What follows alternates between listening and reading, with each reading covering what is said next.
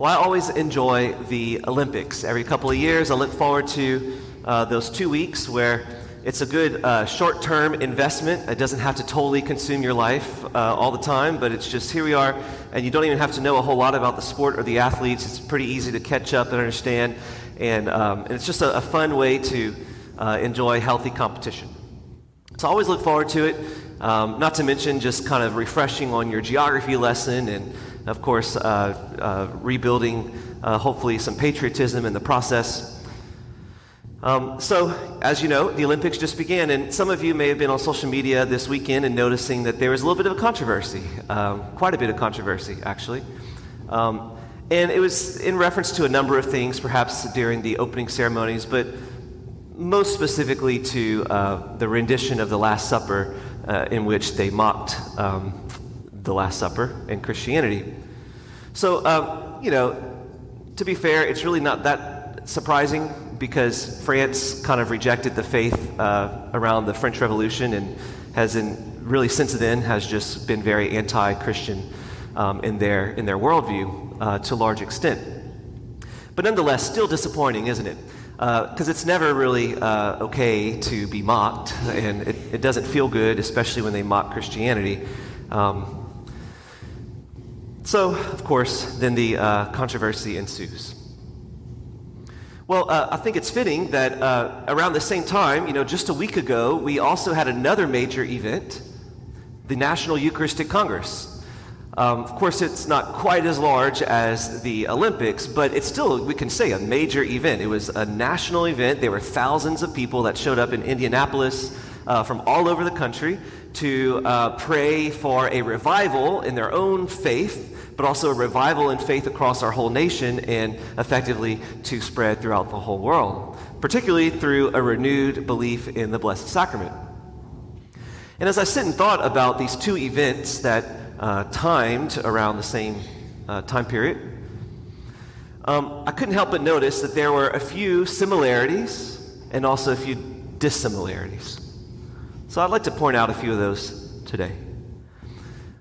Similar things they have in common. First, major events, as I mentioned already, where people from all over travel to be a part of these events, and people that couldn't make it to these events are watching it on the internet or on TV. And so it's a large public gathering, both the Olympics and the Eucharistic Congress. Also, you'll notice that both of these events have some very formal rituals attached to these events. Some of the Olympics, especially the opening ceremonies, you have like all of the like the presentation of the Olympic flag and the parade of the athletes and the passing of the torch and the lighting of the Olympic fire. All of this is very ritualistic and to convey like this is an important moment of a community of people is coming together to do something that's meaningful to them.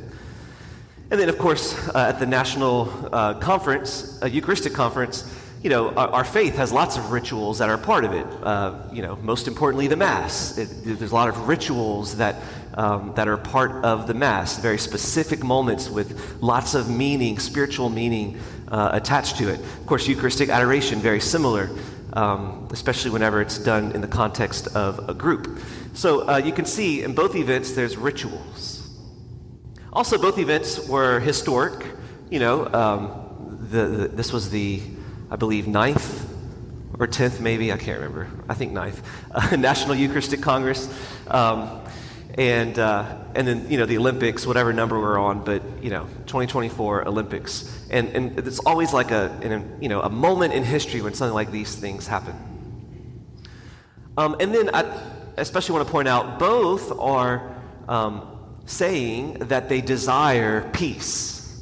That's a big part of the whole Olympic theme, is that all the nations come together and we focus on healthy competition and sport and play, and we can all agree on that at least, and there's like a level of peace that we're trying to achieve in the world through sport. And of course, at the Eucharistic Congress, same thing. We're praying for peace among Christians, peace within the church, and peace outside of the church among the whole world. So both are claiming this desire for peace. But I want to point out now some dissimilarities. Obviously there's a lot, but Two in particular that I want to highlight today. One is the definition of peace, and second is the method for achieving peace. I believe both, although desire the same thing, peace, they would define peace differently, and their method for achieving it is also very different. So I'll define it, or I'll explain my terms first, and then I'll try to give some examples to make sense. So first, let's explain our terms. So, two ways to define peace. One is the absence of conflict, and the other is the tranquility of order. Notice that the first definition is defining it by something that it's not. Peace is the absence of conflict. It's not a bad thing. We all don't like most of us don't like conflict. Most of us are non-confrontational. We'd rather just not fight and argue, aren't we? So the absence of conflict is this idea of peace. But then there's also a positive definition instead of the negation, the tranquility of order, the presence of something, namely order, and the harmony that comes about it. All right, and what I'd like to suggest is that the secular or perhaps Olympic definition of peace would be the absence of conflict, whereas the church's tradition of defining peace is more about the tranquility of order. I'll give some examples to make it to help it make more sense in a second. Then there's the method about achieving peace. So the method, one method for achieving peace is to celebrate an unlimited self-expression, whereas another one is to celebrate an unconditioned self-gift. So an unlimited self-expression is the ability to express yourself without limits. Don't place any boundaries or limitations or anything against what I'm trying to express.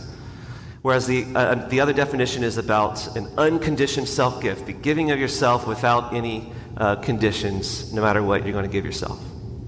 Okay, so maybe you can notice the Olympic secular method for achieving peace is this unlimited self-expression. Whereas the church's tradition of achieving peace is through an unconditioned self-gift. So let's give a few examples. So if your method for achieving peace is an unlimited self-expression, you don't want anyone to place any limitations or boundaries of what you're trying to express about yourself. You get to define yourself and express yourself and live your best life without anyone telling you otherwise. Then the only enemy is those who exert limitations or boundaries. Therefore, morality, which by definition exerts boundaries, becomes a great enemy. And social order and structure tends to fall apart because the highest standard is the ability to express whatever it is you want to express, verbally or physically or any way you want. And therefore, the church, who cares about morality, becomes the big bully, becomes the greatest enemy, because they're imposing limits on what you want to do with your life. That sounds nice at first, right? Like, I want to be able to express myself without anyone telling me otherwise. That sounds really nice until you start to see it play out. Sooner or later, people get hurt because we're not isolated individuals, we live in a society. Sooner or later, your selfishness starts to inflict harm and suffering towards others. And you don't need to be a philosopher to figure this out. Let's use the example of a dysfunctional family. Think about maybe the alcoholic dad who gambles all the time and goes gambling, squanders the family's money, drinks all the time, is never sober. But he's kind, he's charming, and he's always nice verbally to his kids. Would never harm them, would never hurt them, would never abuse them. You could say he's not hurting anyone, but just because he's not physically harming his family doesn't mean that his family's healthy. He is, in fact, destroying his family because of his selfish choices. He's destroying his marriage and his relationship with his kids. So in other words, this idea that express yourself as long as you don't hurt anyone sometimes we limit that to just physical harm without realizing that our sin always hurts everyone. So, unlimited self-expression leads to this false hope for the avoidance of conflict. So say in that unhealthy marriage, you want to avoid conflict. Maybe you're the wife that says, I don't want to say anything. I'd rather not cause conflict. I'd rather not, bring it up. Maybe we could just keep the peace, let him keep doing what he's doing to destroy our lives. Well, that's just avoiding conflict. That's not resolving it. And see, we're not in the business of avoiding conflict. We're in the business of resolving conflict, because conflict is inevitable in a society. We can't just run away from conflict. We have to address it in a way that's healthy, in a way that's restorative, reparative. So, and the only way to do that is to call people out of their selfishness, to be frank. All right, so that's one way to perhaps describe how an unlimited self-expression for the sake of the avoidance of conflict really just falls apart. It's unsuccessful. Okay, the other option for the method of achieving peace is an unconditioned self-gift. And think about it, that's just another way of saying unconditional love, which is Jesus. That's what he does. And especially, he does that in the Eucharist. He gives himself to us unconditionally, totally humbling himself to become what looks like bread for us to receive and consume in our bodies. So God is love, and he gives himself unconditionally, and he challenges us to live our lives in the same way. And love, an unconditional self-gift, allows for things like forgiveness and mercy and cooperation and communication and conflict resolution and teamwork and synergy and harmony in social situations. This is a fundamental piece for a society to work.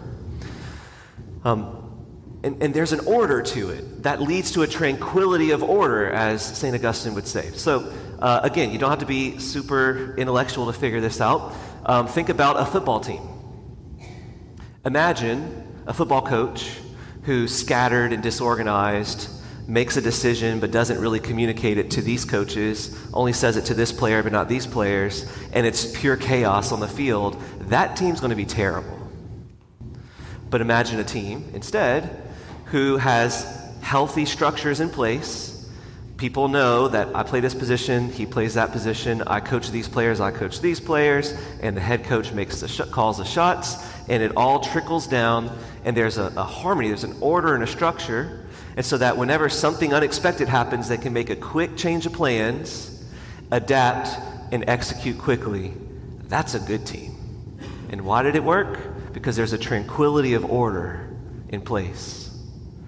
It's sad that something so simple has totally we have forgotten that society needs basic structures, every level of society. And that's part of the tranquility of peace. And that's only possible with the shared commitment of self-gift, of self-giving, when we can focus on something other than ourselves. So let's focus now on the gospel.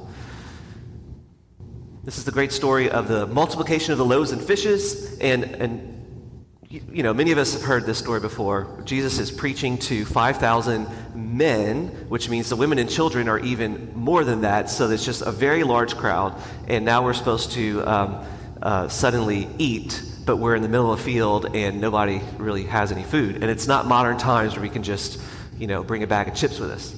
So there's one little boy who has 5 loaves and 2 fish. And think about it for a second. If you were that little boy and you're starting to realize, I'm kind of hungry and it's starting to get dark and there's no food anywhere else, chances are you might be tempted to start eating your bread, eat your fish, and maybe don't let anyone else notice because they might start fighting or try to steal it from you or try to hurt you in order so that they can have food. So let's just eat this real quietly by yourself. That's definitely a temptation. But and maybe there's even perhaps some goodness in this boy that he could have said, Well, let me share it with a few people that I kind of like and care about. So I have five loaves, 2 fish, that's 7 items. Maybe I'll choose 6 friends and everybody gets 1 item. But just don't tell anybody so that we can safely enjoy what we have and everybody else just needs to figure out their own food. Isn't that the mentality in which we often live our life? Instead, though, he puts it in the right order. He doesn't keep it for himself, and he doesn't even try to solve world hunger on him, with his limited resources. Instead, he gives it where? To Jesus. That's the right order. And then Jesus gives it to the crowd, and then in sharing it with the crowd, the boy too gets to partake of the food. Now you see the right order. There's a tranquility in putting it in the right order. And because he put it in the right order, there is a miracle. Jesus was able to multiply from his limited resources. But if he would not have put it in the right order, if he would have clung to it for himself or even just shared with others without putting it first to Christ, there would have been no miracle. Which is why it's so essential for us to with everything we do in our life, put it in the right order. Because that leads to a tranquility that we all desire. So one of the most common messages of the Eucharistic Congress that happened last week is very simple, that Eucharistic revival begins with us. It begins here, with you and me. That's where it begins. If we want peace in the world, if we want to effectively change society for the better, it starts with us, and it starts with charity. It starts with self-gift, an unconditioned self-gift, a Eucharistic self-gift, a gift of self that mimics the love of God. That's where it begins if we want peace. And it starts with getting our own heart in order so that it can permeate in our families, in our workplace, in society, in our nation, in our world. So very simply today, I just want to challenge you to think, what's disordered in your life? Where is it out of order? Where do you fail to give your first fruits to God, and then others, and then yourself? Where do you give in to this unlimited self-expression for the sake of self-fulfillment and self-identity in this hope, false sense of an absence of conflict? Where do you fall into that mentality versus an unconditioned self-gift for the sake of the tranquility of order, for the order of love that God gives to us? Today we pray for a reordering in our own heart and in our own church and in our own world for the sake of peace, for the sake of Christ. Amen.